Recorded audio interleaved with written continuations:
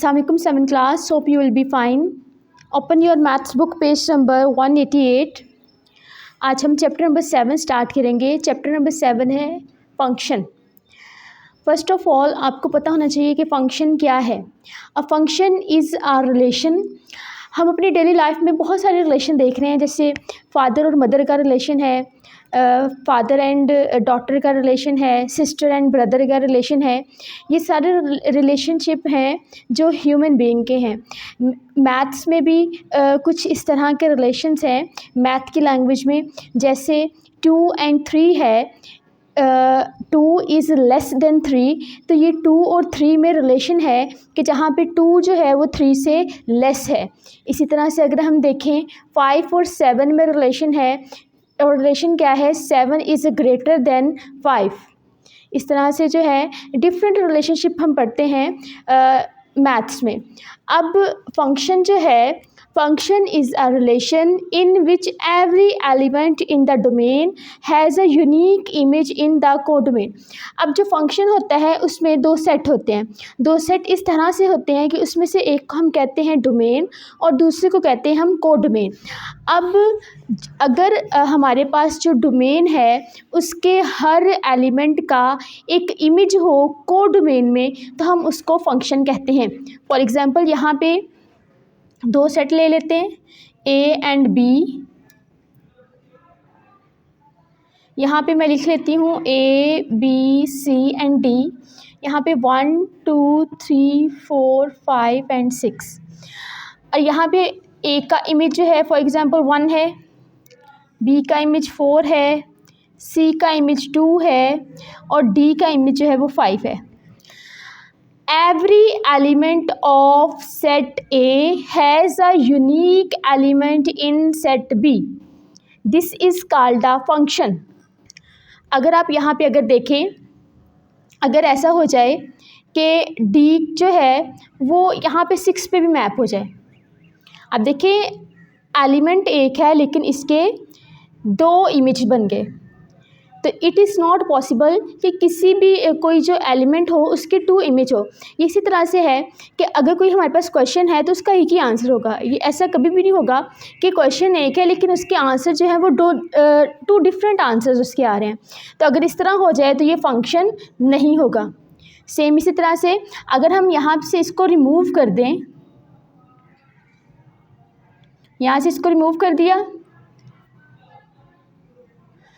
तो अगर यहाँ तक की बस हो तो फिर भी ये फंक्शन नहीं है, क्योंकि D has no image in set B. तो तब भी ये जो है वो फंक्शन नहीं होगा. फंक्शन इसी केस में होगा जब A के हर एलिमेंट का इमेज होगा, यूनिक इमेज होगा सेट B में. अब जो यहाँ पे सेट A है इसको हम बोलते हैं डोमेन, और ये वाला जो सेट है इसे हम बोलते हैं कोडोमेन. और जहाँ जहाँ पे जो एलिमेंट कोडोमेन के वो वाले एलिमेंट्स जो सेट ए के किसी एलिमेंट का इमेज है, फॉर एग्ज़ाम्पल 1 है, 2 है, 4 एंड 5, इसको हम बोलेंगे रेंज. पूरे सेट को कोडोमेन बोलेंगे और जो एलिमेंट किसी एलिमेंट का इमेज है उसको हम रेंज बोलेंगे. और इस तरह से एक ये भी इसमें पॉसिबिलिटी है कि यहाँ पे इस तरह से हो जाए कि अगर हम C का जो मैपिंग है उसको भी 4 पे कर दें. देखें 2 डिफरेंट एलिमेंट है लेकिन उनका इमेज जो है वो सेम है, तो इस केस में भी ये सेट होगा. क्योंकि इस तरह से भी पॉसिबल है कि हमारे पास 2 क्वेश्चंस डिफरेंट होते हैं लेकिन जो उनका आंसर जो है वो सेम होता है, तो इस केस में भी ये जो है फंक्शन होगा. यहाँ पे एक और एग्जांपल हम देख लेते हैं. ये सेट A है, ये B है. यहाँ पे लिख लेती हूँ E F G. यहाँ पे लिख लेते हैं 6 7 8 9. E को मैप कर देते हैं 6 पे, F को 7 पे और G को भी 7 पे अगर मैप कर दें तो इस केस में ये फंक्शन होगा, क्योंकि ए के हर एलिमेंट का यूनिक इमेज है सेट बी में. और ये भी आप देख सकते हैं कि कोई भी जो एलिमेंट है वो टू डिफरेंट इमेज नहीं रखता, तो इसलिए इस तरह ये फंक्शन होगा। अब इसमें जो एक्सरसाइज में एक्सरसाइज 7A में जो क्वेश्चन नंबर 1 है उसमें आपको इस तरह से डिफरेंट रिलेशनशिप शो किए गए हैं। आपने बताना है कि क्या ये फंक्शन है और या ये फंक्शन नहीं है। तो सबसे पहली चीज़ आपने ये देखनी है इनमें कि क्या ए के हर एलिमेंट का इमेज है बी में। अगर तो यहाँ पे कोई ऐसा एलिमेंट है जिसका इमेज ही नहीं है तो फिर वो फंक्शन नहीं होगा। दूसरी चीज़ आपने ये देखनी है कि क्या हर एलिमेंट का जो इमेज है वो यूनिक है। यूनिक का मतलब है कि ऐसा ना हो कि जो ए है और ए के टू इमेज हैं, फॉर एग्जांपल A1 पे भी मैप हो रहा है और A2 पे भी मैप हो रहा है, ये भी चीज़ नहीं होनी चाहिए। अगर इस तरह की चीज़ भी आ रही है तो फंक्शन नहीं होगा। इस तरह की सारी चीज़ों को आपने देखते हुए बताना है कि इसमें से कौन सा जो है वो फंक्शन है और कौन सा फंक्शन नहीं है। नेक्स्ट है इसका question number 2। A function is defined by f of x 6x minus 4 for all real values of x. What are the image of 2 minus 4 1/3 and minus 1/2 under f? अब देखिए इस तरह का जो फंक्शन होता है उसको लिखने का मेथड यहाँ पे दिया हुआ है। f of x, ये f एक फंक्शन है x से 6x minus 4 पे, और कहा है कि आपने इनके इमेज बताने हैं। 2 का इमेज बताना है, -4 का इमेज बताना है, 1/3 का इमेज बताना है, -1/2 का इमेज बताना है। तो सबसे पहले आप इस फंक्शन को राइट करेंगे। फंक्शन को राइट करने के लिए आप इसे, अब देखिए यहाँ पे f है और यहाँ पे x है, तो f लिख के ब्रैकेट में इस तरह से x लिखेंगे, इक्वल में लिख देंगे 6x minus 4। अब देखिए आपके पास एक फंक्शन बन गया। अब इस फंक्शन की वैल्यूज़ जो है वो फाइंड करनी है।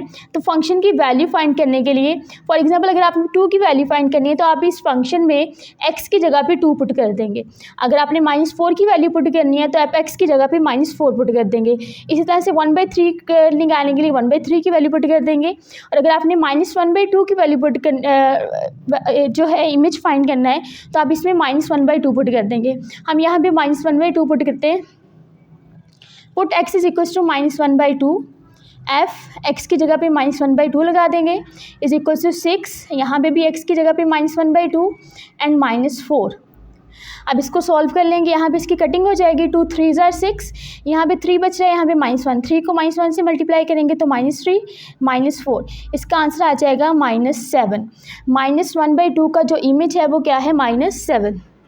नंबर 3 है, क्वेश्चन नंबर 3 में है given that the function f of x 5 - 2x evaluate the each of the following. यहाँ पे भी आपको इस तरह से एक फंक्शन दिया गया है और आपसे कहा गया है कि आप वैल्यूज़ फाइंड करें। यहाँ पे लिखा हुआ है f of 1 की वैल्यू फाइंड करनी है, फिर आपने f of -2 की वैल्यू फाइंड करनी है, f of 0 की वैल्यू फाइंड करनी है, and then f of 3 plus f of -3 की वैल्यू फाइंड करनी है। तो यहाँ पे f of 1 का मतलब है कि आपने इस फंक्शन में x की जगह पे 1 पुट कर देना है, फिर आपने x की जगह पे -2 पुट कर देना है, देन x की जगह पे 0 पुट करेंगे और देन x की जगह पे 3 पुट करेंगे, फिर x की जगह पे -3 पुट करेंगे और फिर दोनों के आंसर्स को आपने ऐड कर देना है। तो हम सबसे पहले इस फंक्शन को इस तरह से राइट कर लिया है, f लिखा है, यहाँ पे x लिखा है, इसकी जगह पे आप इक्वल लगा देंगे, 5 - 2x आ गया। अब इसमें से ये वाला पार्ट हम करेंगे। अब यहाँ पे देखें f of 3 plus f of -3 की वैल्यू फाइंड करनी है। यहाँ पे है f of x, तो अगर हम यहाँ पे x की जगह पे 3 पुट कर देंगे तो ये f of 3 की वैल्यू आ जाएगी। सेम इसी तरह से अगर हम x की जगह पे -3 पुट करते हैं तो हमारे पास f of -3 की वैल्यूज़ आ जाएंगी।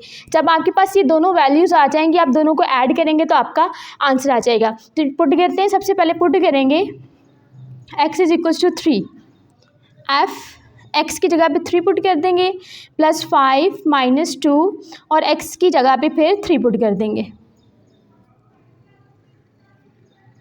f of 3 is equals to 5 - 3 2 जार 6, 6 में से 5 को माइनस करेंगे तो हमारे पास आंसर 1 आ जाएगा। अब क्योंकि जो बिगर वैल्यू है वो 6 है, इसके साथ माइनस है, तो आंसर के साथ आप माइनस लगाएंगे। अब इसी तरह से आप पुट करेंगे x की जगह पे -3, f x की जगह पे -3 इज इक्वल्स टू 5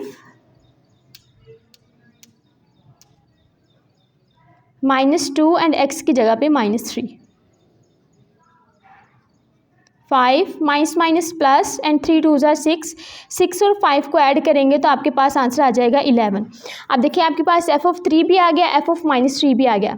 आपने फाइंड करना है f(3) प्लस f(-3), तो आप दोनों के आंसर लिखेंगे। f(3) का आंसर है -1 एंड f(-3) का आंसर है 11।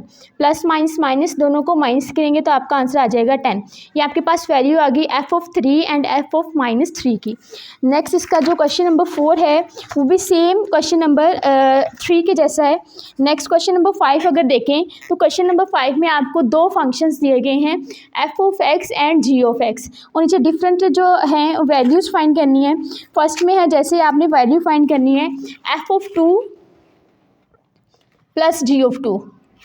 नेक्स्ट है f(-1) प्लस g(-1). 3 में भी इसी तरह से एक फंक्शन है, इस तरह का फंक्शन है, उसकी वैल्यू फाइंड करनी है। इसी तरह से जो है 4 में आपको दिया गया है 5 f(-2) माइनस 7 g(-4), इसकी वैल्यू फाइंड करनी है। तो मीन्स जो फंक्शन f है और उसमें आप -2 पुट करेंगे तो आपके पास वैल्यू आ जाएगी f(-2) की। फिर जो फंक्शन g है उसमें आपने -4 पुट करना है तो आपके पास वैल्यू आ जाएगी g(-4) की। ये आपके पास फंक्शन f है और ये हमारे पास फंक्शन g है। तो यहाँ पे पहले पुट करते हैं, put x is equals to -2 इन f(x). f(x) में आप x की जगह पे -2 पुट कर देंगे। f(x) की जगह पे -2 इज इक्वल्स टू, यहाँ पे भी x की जगह पे -2 पुट करेंगे ओवर 2 + 3 f(-2), ये 2 से कैंसिल हो जाएगा, यहाँ पे रह जाएगा -1 एंड +3 इज इक्वल्स टू ±3 में से 1 को माइनस करेंगे तो हमारे पास आंसर आ जाएगा 2। ये आ गई हमारे पास वैल्यू f(-2) की। अब हमें चाहिए g(-4), तो हम पुट कर देंगे, put x is equals to -4 इन g(x). g(x) में x की जगह पे -4 पुट कर देंगे। x की जगह पे -4 इज इक्वल्स टू 3/4, x की जगह पे -4 -2, ये 4 से कैंसिल हो जाएगा, यहाँ पे 3 रह गया, यहाँ पे माइनस रह गया। इन दोनों को मल्टीप्लाई करेंगे तो आंसर आएगा -3 -2, दोनों को ऐड करेंगे तो माइनस प्लस 3 एंड 2 5 -5। ये हमारे पास वैल्यू आ गई g(-4) की।